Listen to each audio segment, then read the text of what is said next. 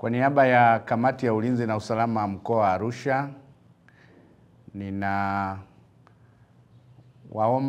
wananchi wote wa mkoa wa Arusha, tumebakiwa na siku 2 kabla ya uchaguzi.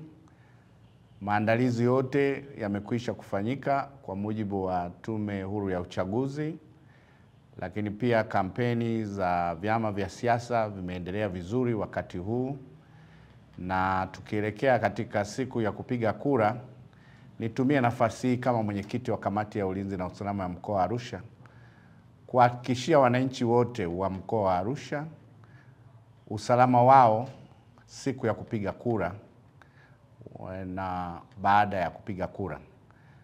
Hali ya usalama katika mkoa wa Arusha ni shwari, na tunapoelekea katika siku ya tarehe 29, vyombo vyetu vya ulinzi na usalama vimejipanga kuhakikisha uchaguzi unafanyika kwa amani na utulivu.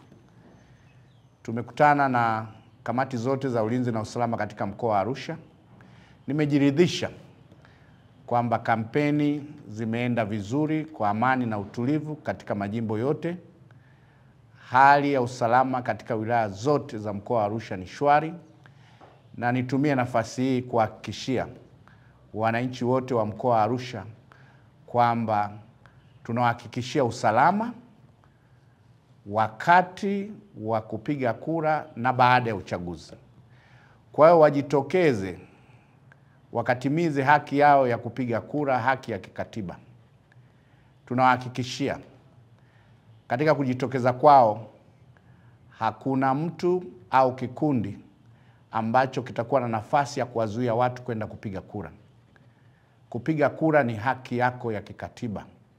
Ni haki ya kuwachagua viongozi, na kwa mujibu wa uchaguzi mkuu kuchagua madiwani, kuchagua bunge na kuchagua rais. Kwa hiyo niwahamasishe wale wote waliojiandikisha wakatumie haki hiyo ya kwenda kupiga kura. Niwahakikishie usalama wao wakati huu na wakati wa uchaguzi na baada ya uchaguzi. Niwatakie kila laheri wananchi wote wa mkoa wa Arusha kuwa na uchaguzi mzuri, uchaguzi wa kwenda kuchagua viongozi wanaowataka.